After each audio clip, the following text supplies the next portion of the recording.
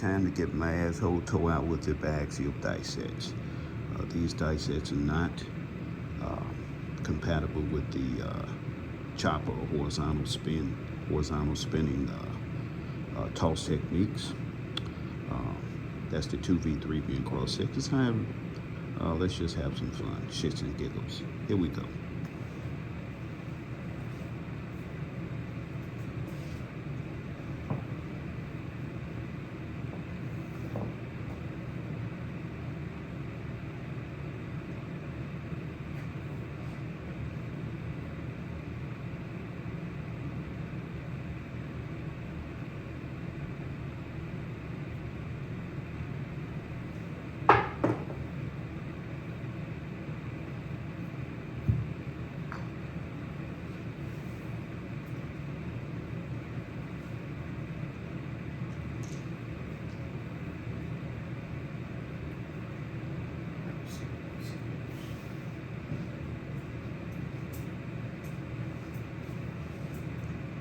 That's a front line winner. Let me push it closer.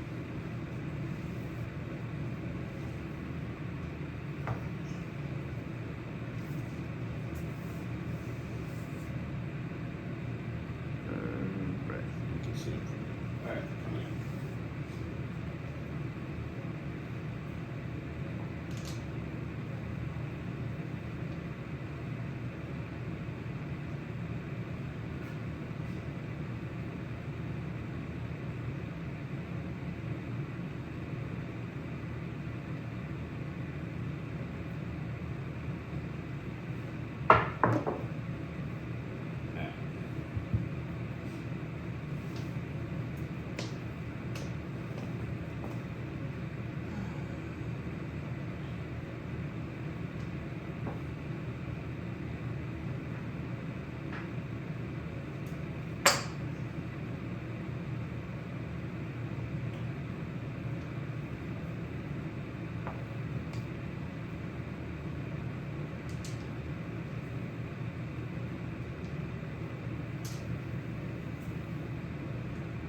$250.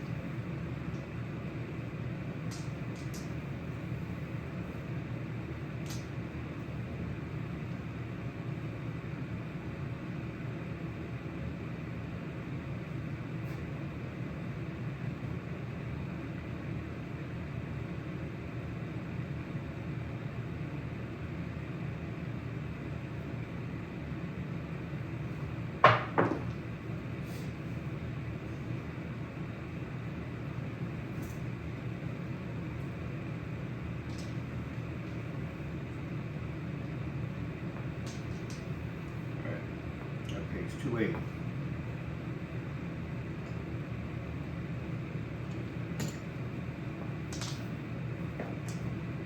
Down to a quarter.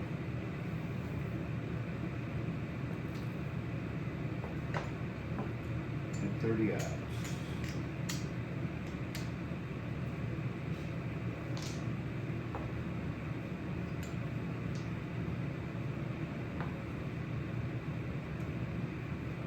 So no matter what happens, we win 200. 280, 80 invested. $200 win. Regardless.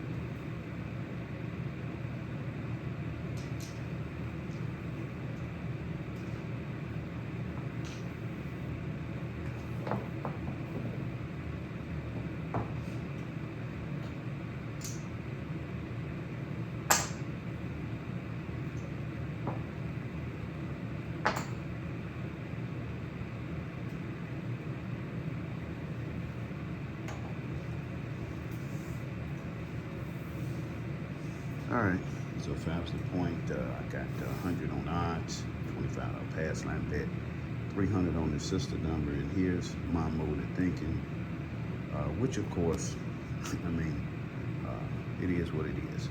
But my mode of thinking is just one hit on the sister number, hands paid for. So, and you got a profit in the rack. Of course, you don't hit that sister number, well, you already know the end result. Obviously, if you hit the point, well, it's gravy, baby. So, simplicity, I should say the epitome of simplicity. That's what I'm doing. All right, here we go.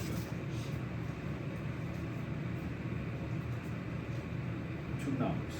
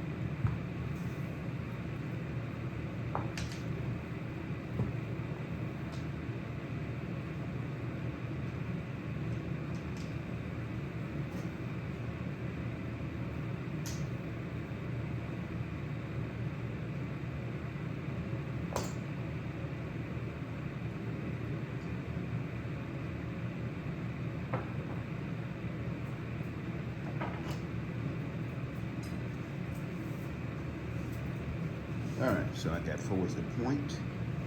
I have a $25 pass line bet, $100 odds, 300 on the 10, and a $25 hard 10, hard 4 using the 2V. Once again, guys, 2V, 3V, and cross sixes, the biaxial dice sets, they are just not structurally compatible with the chopper with horizontal spin. The reason being is if you get a top or bottom number,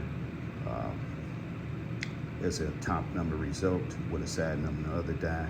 Unlike the inline sixes, straight sixes in the conventional hardweight dice set, you introduce more sevens or more possibilities of 7 outs into the equation. So this is why I don't like using biaxial dice sets at all. But I mean, this is just for shits and giggles. You're gonna find that you catch the 7 outs a whole lot quicker using the biaxial dice sets. The pro, I guess you can say, the pro side of it is that you know, you have to intensify focus to try to, you know, hit point and sister by using the biaxial dice sets. Better return of investment, obviously, and I mean, the risk factor is only 2 numbers, so that's the pro side. But once again, using any dice set and trying to, I'm not gonna say snipe. I don't like to use that word because when I use it, certain individuals like to tear it down because they can't toss worth of shit. But I don't like to use that word because it sort of insinuates that, well, it does insinuate that you're targeting 2 specific numbers, and that's what I'm doing. So you know what? Yeah, I'm using, I'm sniping. All right, here we go. We're trying to snipe. 2V.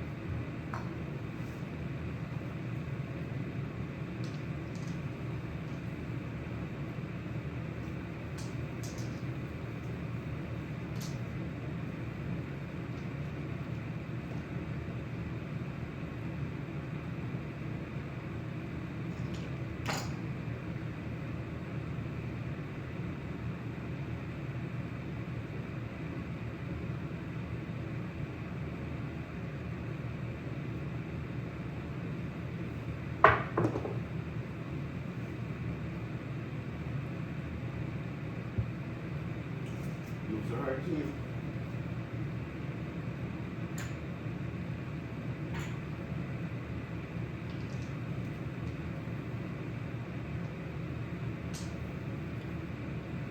Regular 10 pays 600. Not doing it again. 600.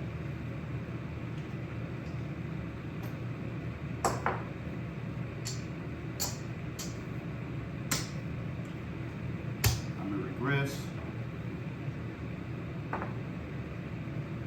50, 25.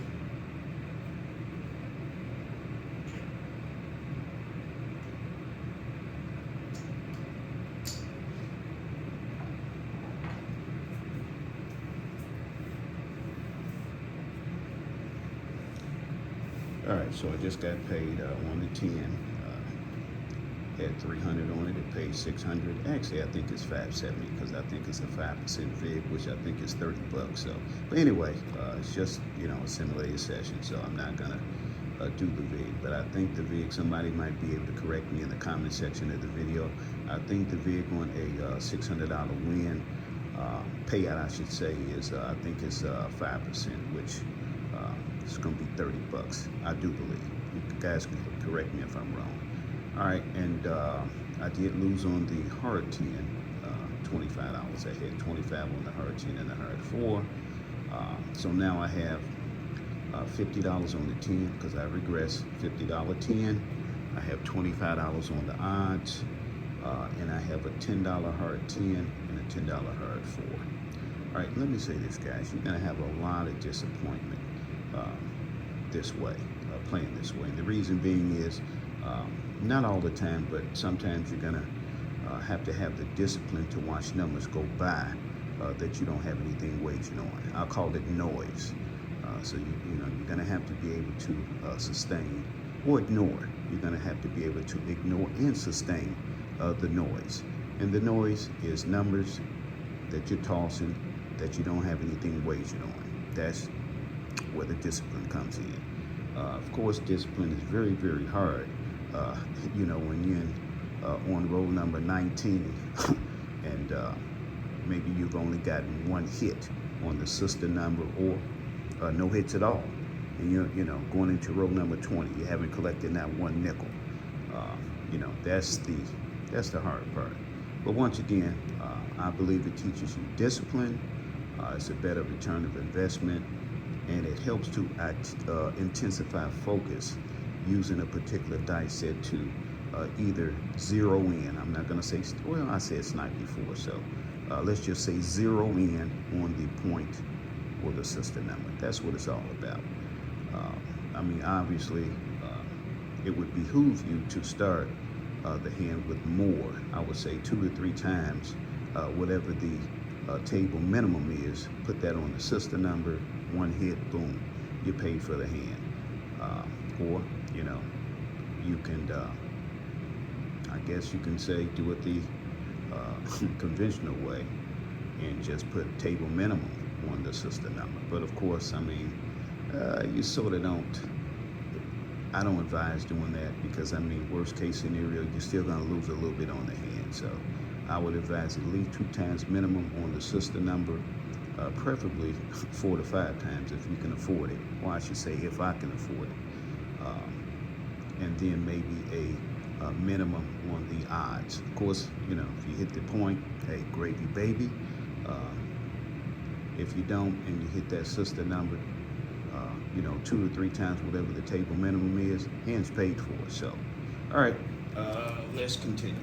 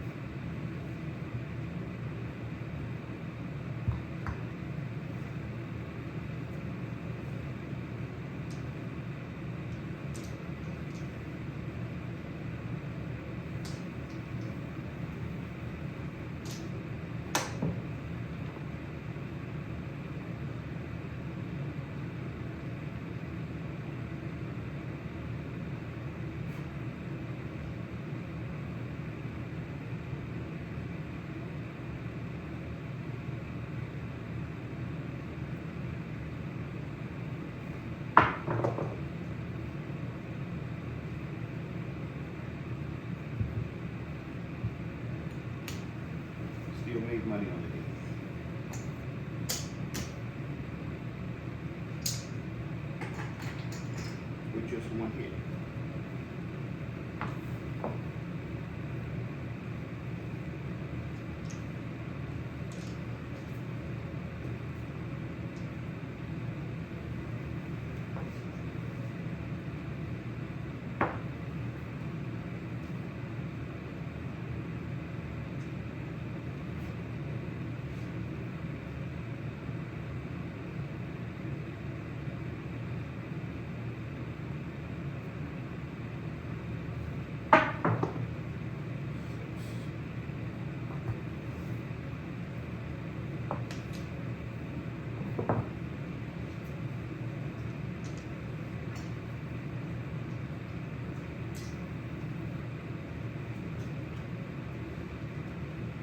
$300.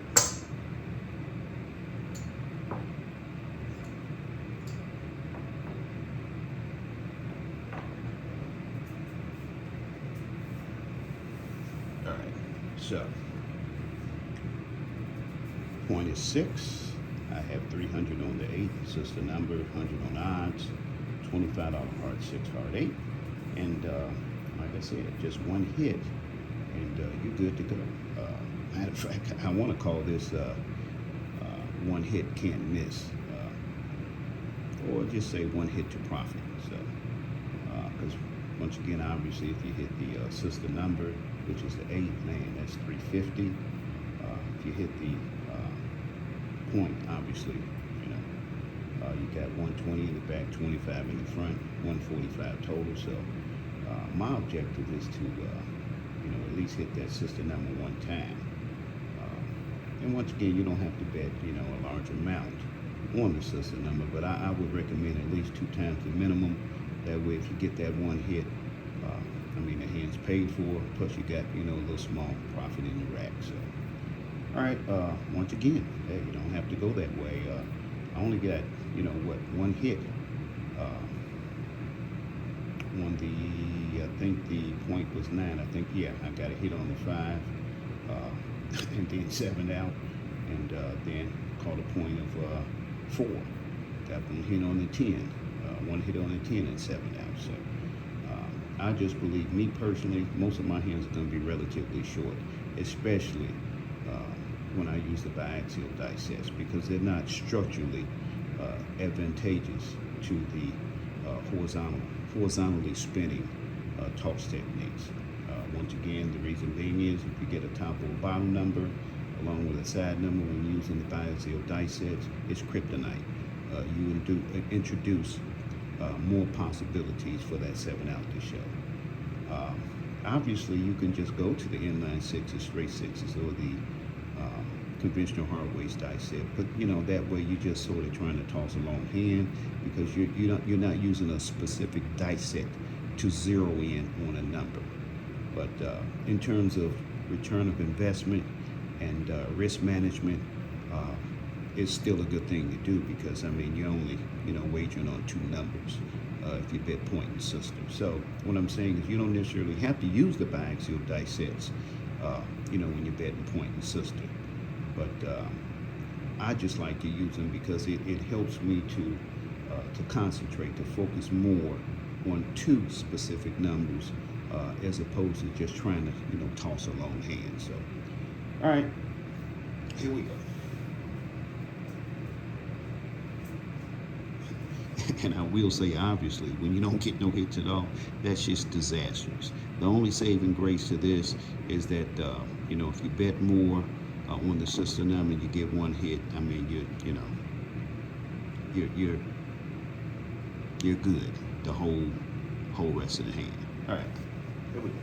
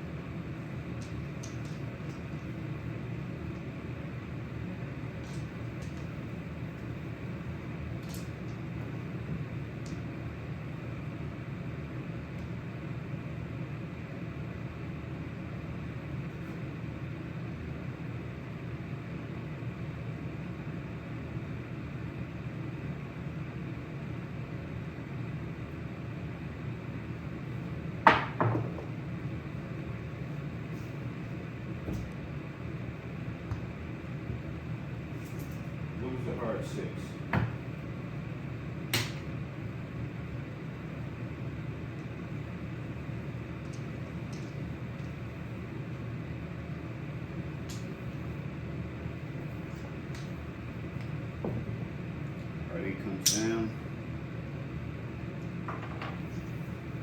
145.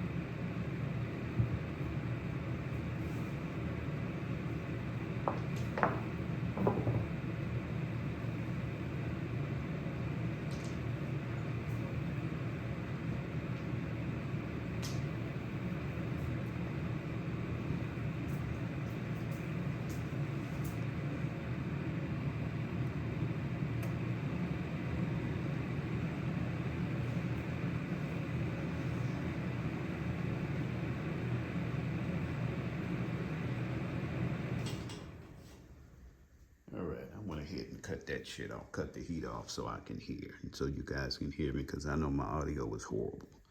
Need to get a microphone.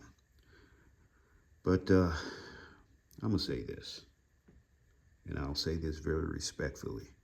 If you were to interview 10 practice shooters and you ask them what their objective is when they toss the dice, here's what you'll hear. Most of them will say, well, I want to toss as long as I possibly can. Duh, I mean, yeah, I agree with that. However, most is trying to toss a monster hand. They have no earthly idea what the dice are doing. What they do is they make adjustments based upon hand length. In other words, they toss a 4-roll hand with a certain set. They'll say, oh, well, I'm going to switch to the hardways or whatever. Instead of looking at each individual toss result and making a determination as to what to do, what dice set to use, so that you bail out the hand. See, what a lot of people don't understand is that sometimes the dice are telling you, hey, not today. You got to bail out the freaking hand, which means pull your bets down, leave that naked pass line bet up, and just practice on your mechanics. Another thing you'll hear is they want to hit the all tall small, the feature bonus bet, or a repeater bet. But nobody discusses return of investment or risk management. What I mean by that is this. First of all, if you have 2 numbers bet, better return of investment, less upfront risk. Well, of course, I mean, if you're betting a whole lot on the sister number or the point, yeah, then it's a lot of risk. But I'm just saying, typically speaking, you have less risk upfront betting 2 numbers as opposed to 6. And the reason being is this, you have a better recovery rate. I mean, you got to look at it this way. A practice shooter that's truly skilled, I think they're going to have a better chance of recovery should things go south. And eventually they will. They may not go south a particular winning session, but if you're a regular player, guess what? You're going to come back the next hour, the next day, the next week, or the next month. What players fail to realize is that there's no such thing as hit and run unless you hit and run and never play again. It's all one continuous session. The dice don't know when you take a break. They don't know when you go to take a shit or you go to take a piss or you go to dinner or you go to a show with your wife or whatever. All they know is when you return.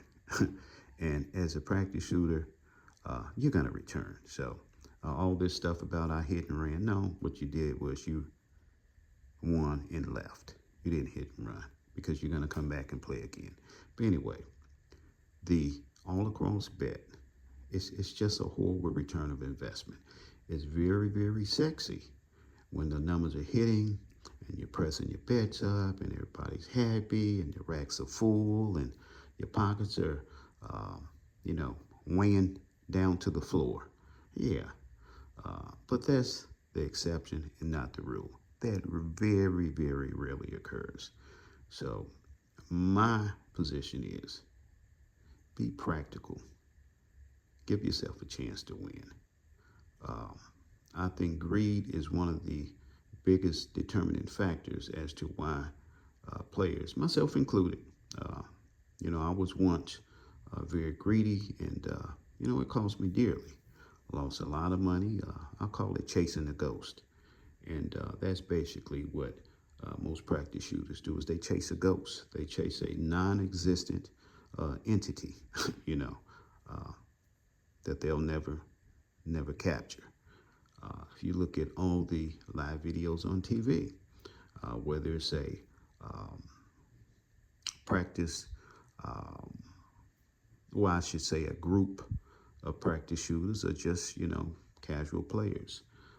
If you look at any live casino video, what you'll see most of the time is what? All across and inside. Very rarely, I've never, and if someone can point it out to me, I'll be happy to view it. I've never seen one video where a person is just betting either the pass line with odds or the pass line with odds and a sister number. I've never even seen a person bet three numbers. So, once again, for me, it's all about return of investment. Yeah, it's very disheartening to only have two stinking numbers bet, you know, and you toss a 40 roll hand, and, every number hits but yours. That's where the discipline comes in. I'm not saying to be uh, ridiculous and allow that many rolls to go by and you just have, your two stinking numbers, but uh, I would say that's what you call a uh, instinctive adjustment. I mean, obviously, if I got two numbers bet and I'm on toss number 14, and I ain't hit nothing, well, guess what? It may be too late. It may be too late to jump into the fray, but yeah, I think probably it's time to put some more bets up. But once again, that's still more exposure and possibly failure. So it's a double-edged sword. But anyway, I just thought I'd run that by you guys. Not telling people how to bet. I'm just telling you what I've witnessed over the years. Uh, when I used to frequent the casinos, 3-4 times a month, up in Tunica, in Biloxi. I'm talking about before the hurricane that destroyed Biloxi. When they had the nice beaches and the sand was nice and clean, and it wasn't such a barren.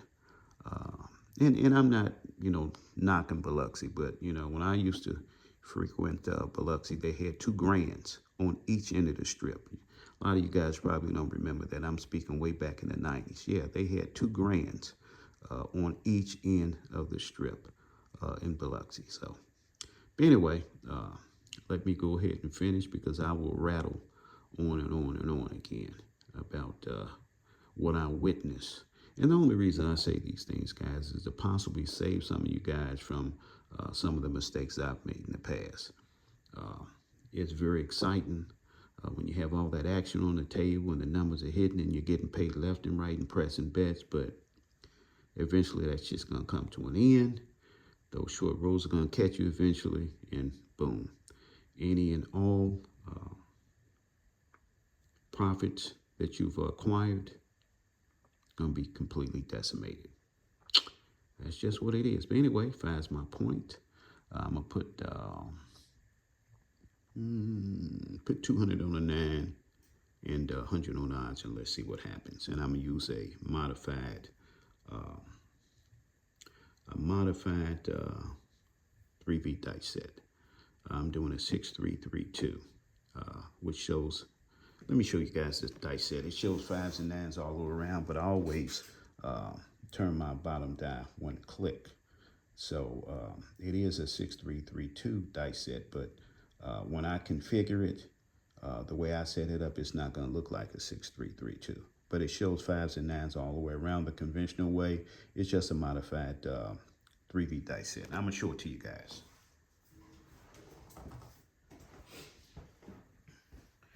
take the 6-3, the 3-2, and you flip it either way. Does not matter. You got 5s and 9s all the way around, but it is a 3V. Why? Because look, the axis is 5, 2, 1, 6. So it's a 3V. It's just a modified 3V. But it shows 5s and 9s all the way around the sides of the dice. All right. 2 and 1.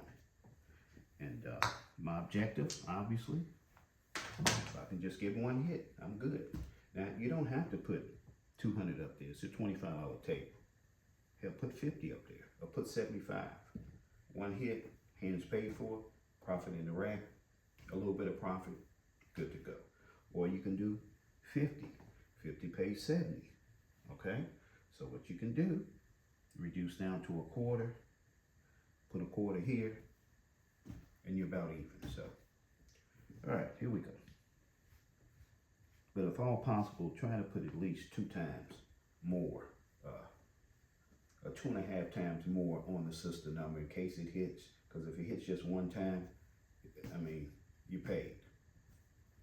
All right, if it don't hit, well, you know the end result. All right.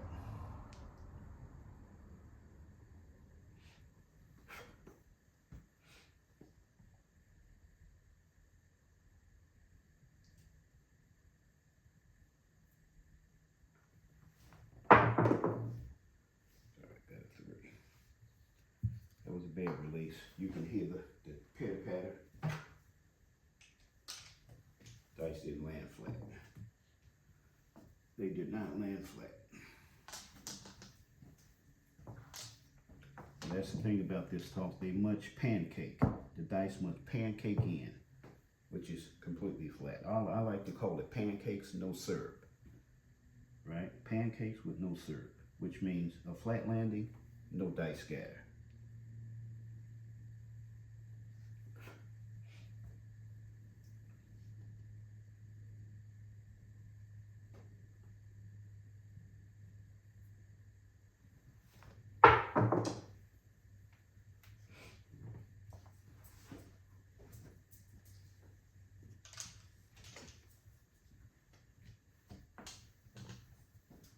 And the thing I like about this is that you don't necessarily have to toss a long roll. You're not forced. Because when you bet across or inside, I mean, your head's on the chopping block. You are forced to toss a long hand because you got 6 numbers up. I mean, even with a regression. I mean, all right.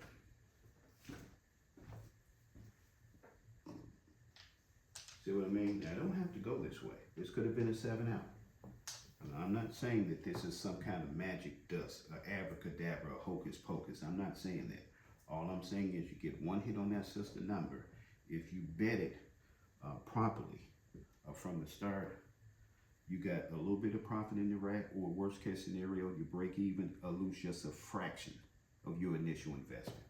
All right, so I got 280. And like I said, you don't have to bet that hard, but if you can, at least 2.5 times on the sister number, whatever the table minimum is. This way you know you got a profit, a small profit in the rack. Rest of the hand's paid for. You can just toss it out, you know. Regress down to table minimum, have table minimum on your pass line bet and roll it out. Practice on your mechanics. All right, so I got 280. Take this down, take this down, I'm gonna put a quarter here, and I'm gonna put 30 here. So, do the math. Just won 200 bucks.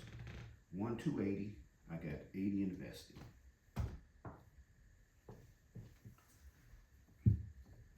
Like I said, you don't have to go that way all the time.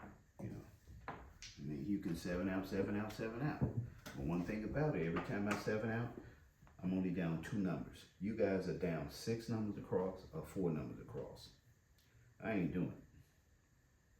Yeah, for entertainment and for YouTube videos, yeah, because that's what you guys like to see. But other than that, nah. I'd rather eat a spider.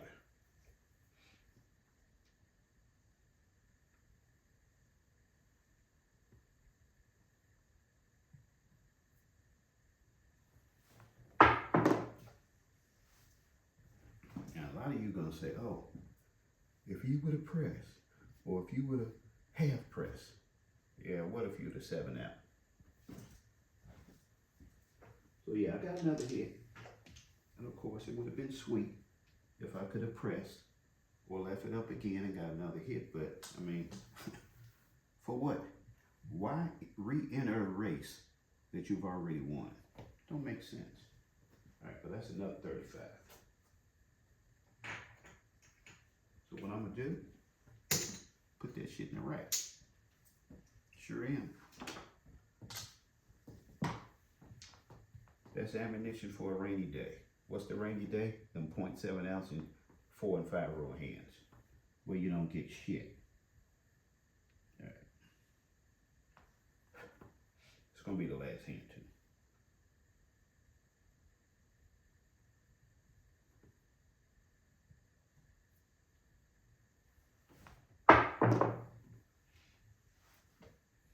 Well, made the 5. So once again, this is just one of those sessions. It's just a good session, that's all. Well, not good, because I think prior to this hand, I only got one hit, one hit each hand, and then 7 out. And what I call that is adjusting for the short hands. So, all right, or short hand adjustment. All right, so we got 45, 70. 70 total, 45 in the back, 25 in the front. 70 total. Let's drop 3 greens, take the nickel. All right.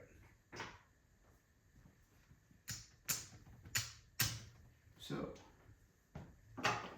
there you have it. And here's the best part, guys. I'm leaving as a winner. Now, a lot of people will say, well, you should never leave the table when you're hot, or when the dice is hot, and when your toss is good. Well, guess what? That shit's gonna cool off sooner or later. So guess what? I'm gonna leave before it cools off. That's the way I look at things. So, all right, let's see what we got. I know we got a nice profit, so it don't matter. It don't matter what the profit is. What matters is the discipline, the return of investment, and the dice sets that you use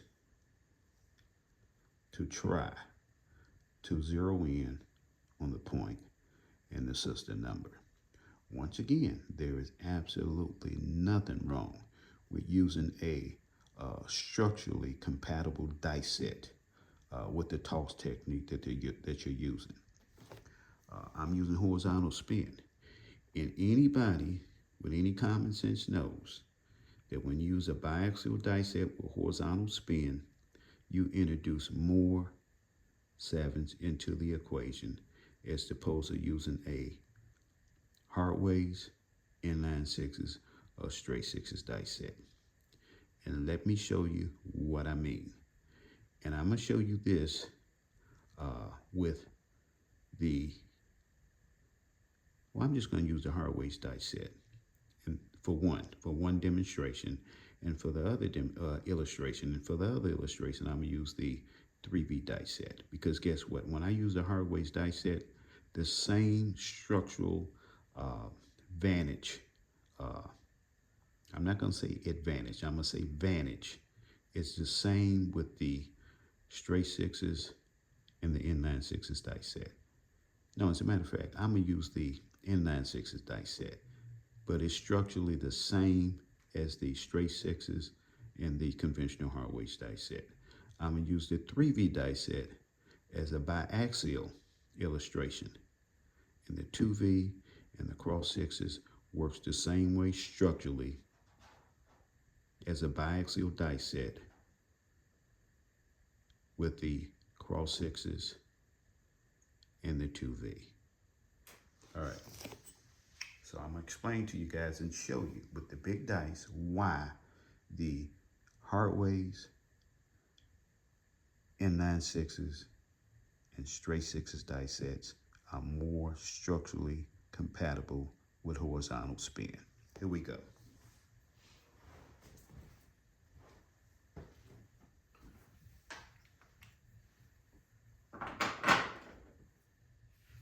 This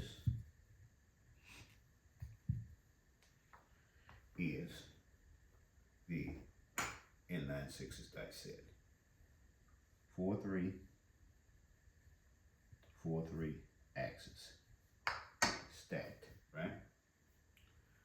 You know what your numbers are. You got the hard 10, box cards on the sides, hard 4 on the sides, and snake eyes. Here's what happens. And I've done this before, but I'm gonna do it again. If a top or bottom number ends up as a top number with one of the side numbers on the other die, you're guaranteed a box number and you're guaranteed not to 7 out. Let me show you what I mean. If a 4 gets into the equation, one of the side numbers on this die, watch what happens. 9, 10, 6, 5. You cannot 7 out. And all those are box numbers. If a 3 gets into the equation as the top number, one of the side numbers on this die, you got a 4, you got a 8, 9, and 5. It's impossible to 7 out. You're guaranteed a box number. I mean, does it get any sweeter than that? Now watch this. Here's the 3V dice set, right? That's the 3V with the chopper. Okay? It don't matter which way you, you can do it this way too. Don't matter which way you flip it. All right? But what do you have? Easy 8, hard 8, easy 6, hard 6. Those are the numbers on the sides, right? Watch what happens. The axis for the 3V is the 5, 2 on this die, the 6, 1 on this die. Here's what happens. If a 5 gets into the equation with one of the side numbers on this die, look what happens.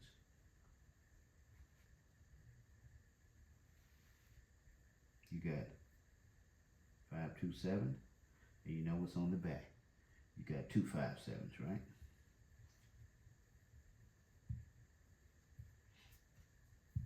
And here's what happens. This way. If a 2 gets into the equation, one of the side numbers on this die. Same thing. 2 5, you know what's on the back. 5 2. 5 2 and 2 5. Alright? Let's set it up again. Check this out. If a 6 gets into the equation, one of the side numbers on this die, look what happens. You got 6, 1, 7, you know what's on the back, right? So,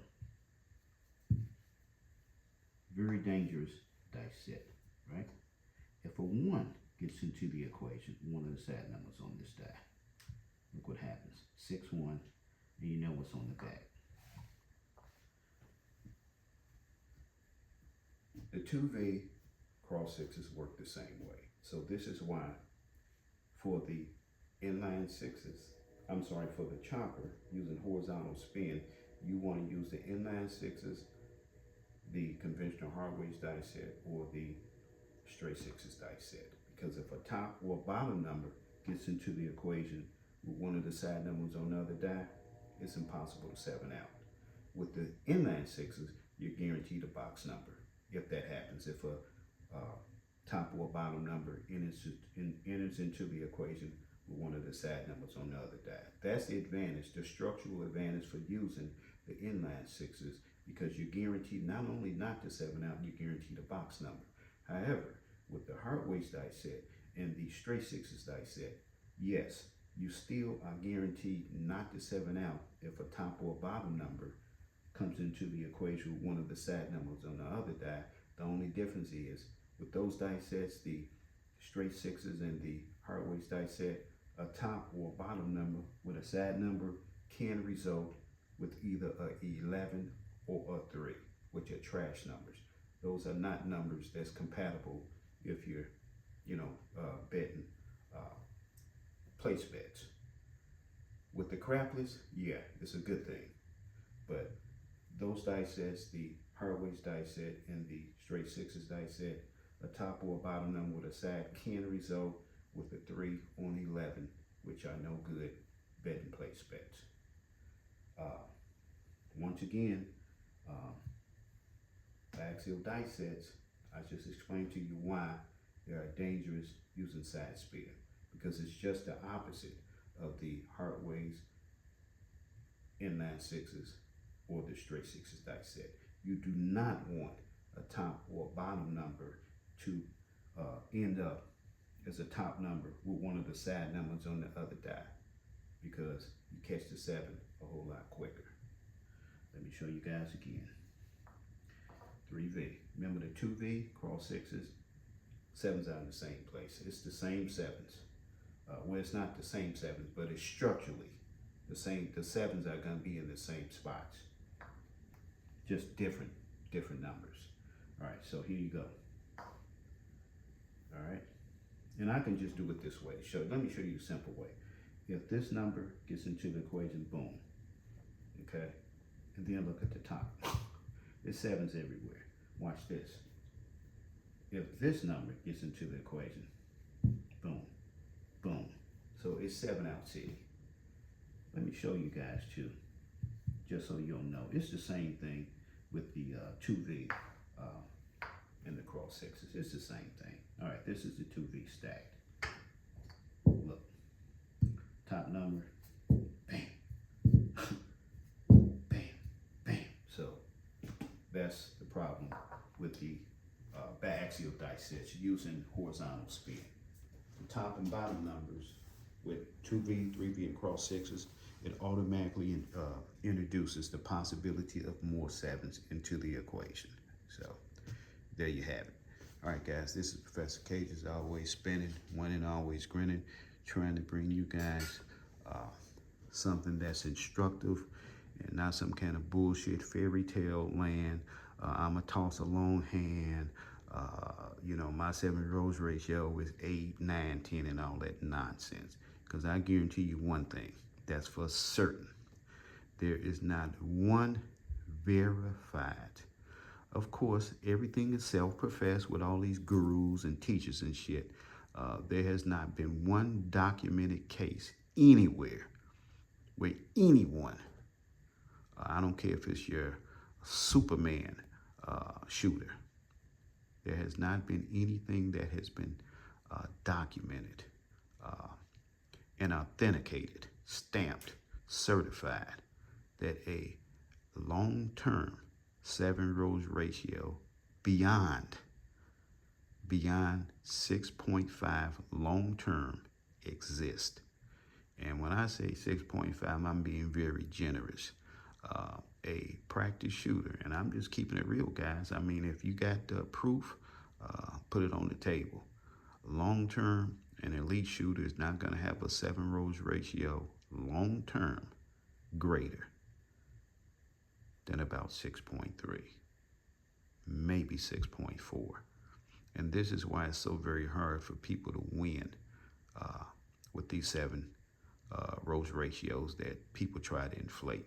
Because once again, if anybody had a 7 rows ratio over 6.5, they would be very, very closely monitored by the casinos, especially if they're betting big money. You're going to be looked at. You're going to be monitored by the casinos. So that's just what it is. A lot of people want to claim that they have a 7 rows ratio of 7, 8, 9. I've even heard some ridiculous shit like 10. You know, I mean, and see, here's what guys do. They have one session and they toss let's just say a 50 roll hand. And then they say, oh, well, my sevens rolls ratio was 50. You know, I didn't toss any sevens at all. So then they run with that. Or, you know, they toss 2 sevens or whatever. They, oh, well, my seven rolls ratio was, 25 or some bullshit. And they run with it. And they, say it's long term. And it's not. Now, of course, variance will allow some monster ass hands. But when it's all said and done and the numbers are crunched, your ass is going to be at about what I said. If you're a very elite shooter. I told you guys once again in another video, I'm not going to mention any names. One person did a 10,000 roll. You guys probably know what I'm speaking of. 2 gentlemen that are on YouTube on a daily basis. One guy with 10,000 rolls, I think he had 6.7 or 6.8, which I congratulate. But I guarantee you, if he did another 10,000 rolls, this shit gonna drop down to about 6.3. Another very well-respected individual that comes on nightly. And I I respect this guy to the utmost. He did 10,000 rolls. I think his 7 rolls ratio was 6.2 or 6.3. Very accomplished shooter. So that's just, that's what it is. And this is why I say that, in my opinion, you're better off trying to zero in on 2. I mean, 1 would be better, but that's, probably, wishful thinking. The hope springs eternal syndrome. But, if you can train yourself to target 2 numbers, I think that's going to be your best chance to win long term. Because the 7 rolls ratio is just not going to hold up. It's not going to allow, these very long hands that people think they're going to toss on a continuous basis. Do people have monster hands? Yeah, I've seen them fucking back to back. I've tossed back to back monster hands in the casinos. But guess what? Sooner or later, that monster 7 rolls ratio that you had that might have started at, let's just say at fucking 19, which is crazy. It's going to drop and drop and drop and drop. And then eventually, guess what it's going to end up being? Yeah, just what I said. About 6.2, 6.3, if you're an elite shooter. All right, guys, this is Professor Cage. Hey, you can heed this advice if you want. Take the shit, throw it in the garbage. Makes no difference to me. But to those of you that are looking for something that's more certain, as opposed to fairy tale land and wishful thinking, you might want to investigate what I've said for yourself. Because one thing I always say when I, give out advice on my channel, hey, prove it to yourself. Investigate, analyze, experiment with your practice rigs on your home tables. And you're going to find what I said to be true.